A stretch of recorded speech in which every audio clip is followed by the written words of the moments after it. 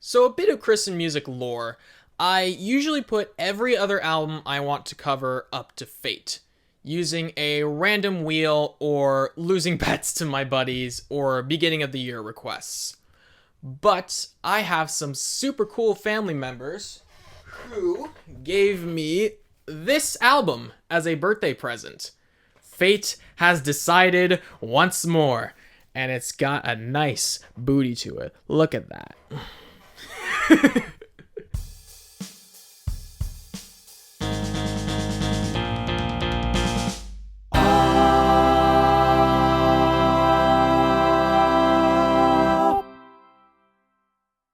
Hello, everyone, and welcome to another episode of the Christened Music Podcast, where if it's listenable, it's christenable.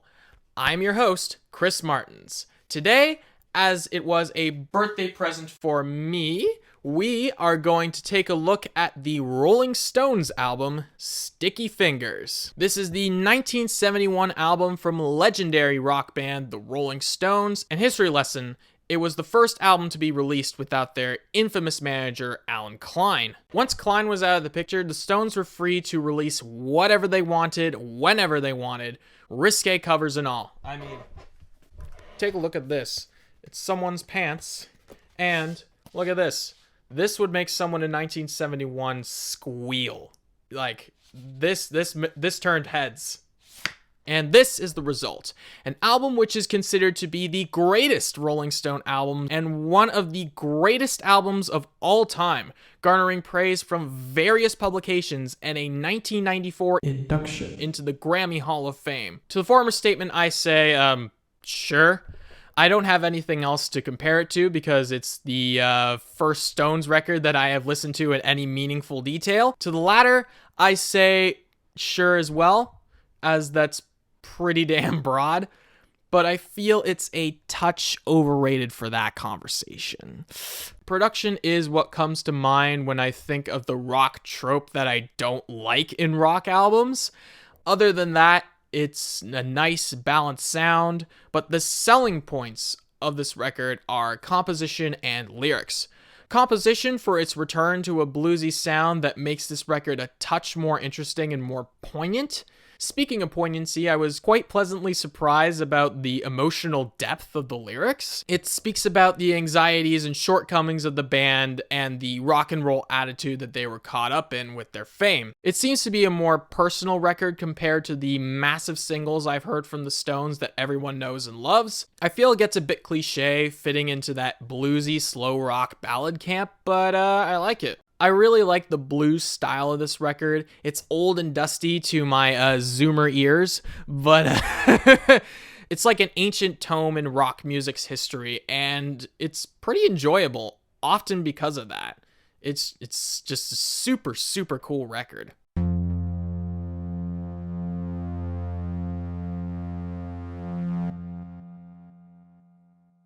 Production is fine, but there are a couple things to go over that aren't the best.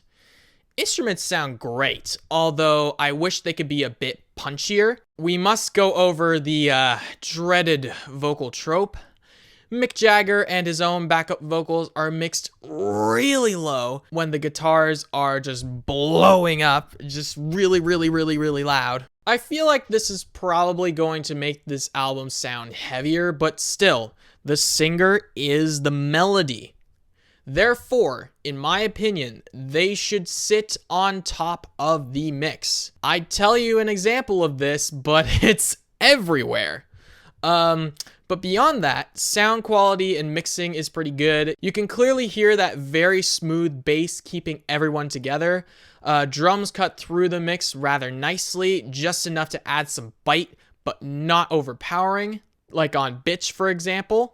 The pianos in the back of Sister Morphine are really, really subtle, and they're really haunting in the back of this already dark song. Panning makes things a little more interesting, but it's definitely not as involved as its contemporaries would be. They often use a lot of that hard pan on this record, where they pick an instrument and pick a side for it to stick for the rest of the album.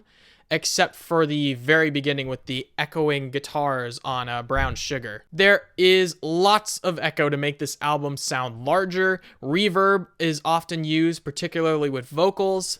I love how it's used for great effect on Sister Morphine with the line, "I'm trying to scope." It's super cool. This record doesn't have much pizzazz, but maybe it doesn't need to have that pizzazz.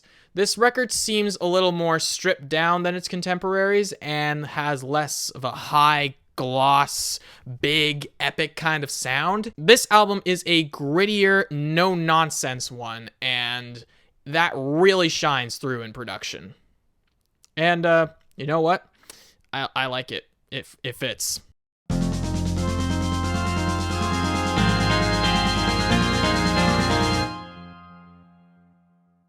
Composition is what you'd expect for a classic rock album, but with more of a blues flair.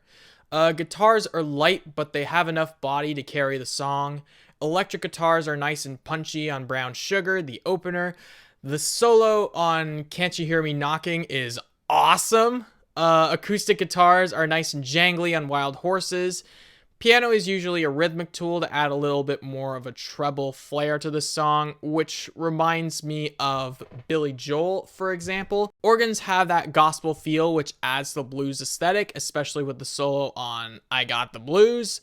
Man, it swings hard. Bass is not just helping out guitars, but adding a noticeable wrinkle to this album. Sway is a great example of how the bass is super important on this record. Strings are added here to give a little bit more of an orchestral presence. It's like the Stones saying, hey, we may not have our manager anymore, but we still have a budget. And they use it well. The strings at the end of Moonlight Mile are pretty good. I like them. Drums are nice and punchy, keeping to the background when they need to be, but always there to add more of a punch. Those snares in particular sound fantastic.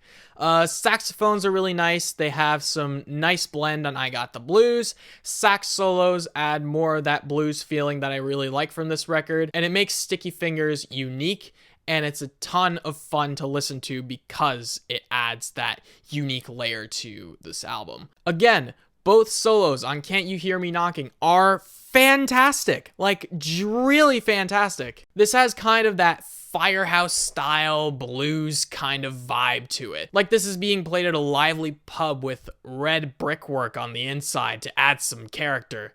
This is a very charming vibe and therefore makes this album very charming. Structure on this album isn't anything to write home about. I want to say, oh, it's a commercial rock record from one of the biggest bands in the world at the time. Don't expect too much from it. But there are albums that have been legendary successful with really tight structure that came both before and after this record's release. There aren't any transitions from track to track. The bangers and ballads are placed around the record in a way that kind of balances the record out, but there's really no rhyme or reason outside of that. This is a more collection of songs type record. The songs themselves are structured with the common blues rock form with a little bit more emphasis on the blues in spots. For example, You Gotta Move is a cover of a gospel song turned blues song. I will say, Can't You Hear Me Knocking is a different song where these solos come to play in the second half's instrumental, which has been done before, but certainly not done to death. The structure is not necessarily amazing, but it's definitely not terrible. Just a bit cliche. And even with that, the Stones managed to make this album unique and fun to listen to. Which brings me to my next thing.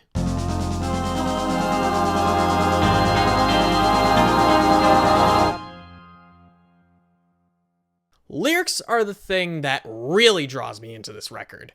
The bluesy vibes are sold here just as much as they are in the composition, and it shows in Mick Jagger's performance. He has a variety of voices, most are good, some are laughable. There's this rock trebly thing he does on Brown Sugar and a good chunk of this record, which is nice and punchy. Can't You Hear Me Knocking is pretty fun, especially when you put in the harmonies. Harmonies throughout this record, especially in the front half, are pretty damn good, but he can get really sad and slow on Sway and the closer, Moonlight Mile, which screams classic rock to me.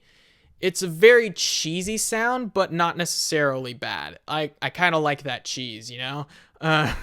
There's some low blues crooning on You Gotta Move, which I really like. It has that dirt under the fingernails kind of feeling that's just really, really heavy and just raw. And conversely, there's a country twang on Dead Flowers, which I can't help but recoil at because it's such a jarring change from that rock and blues sound we were getting from like all of the record before this point.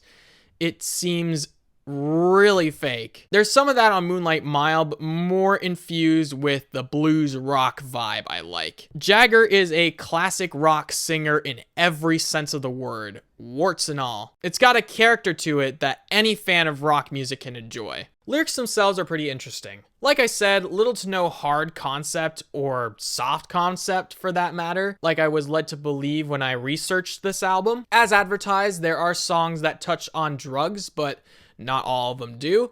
When they do touch on drugs, you often get honest depictions of the rock and roll lifestyle. Sister Morphine is amazingly sad.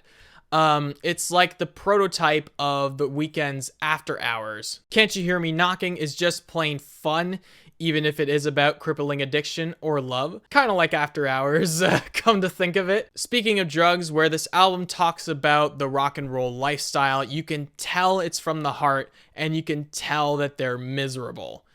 Even if we heard this before, you can tell they mean what they say in songs like Sway and Sister Morphine. I really like that unflinching honesty that makes me feel empathy towards the Stones as people.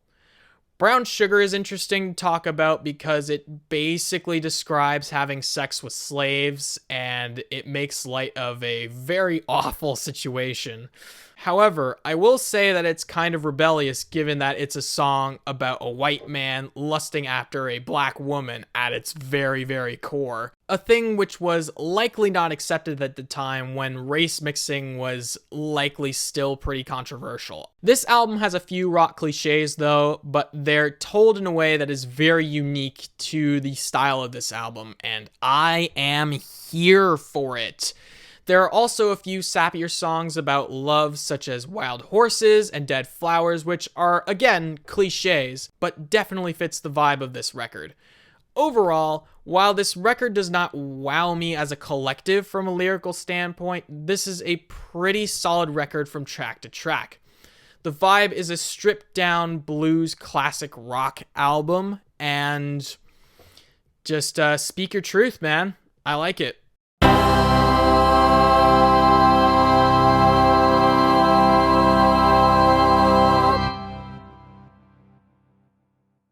Overall, Sticky Fingers is a solid record.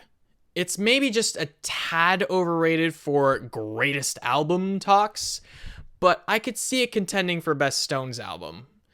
Mixing is nice and clear from an instrumental standpoint, although vocal mixing is the biggest cause for concern for me, since Jagger is often buried in the instruments like many rock albums do with their singers.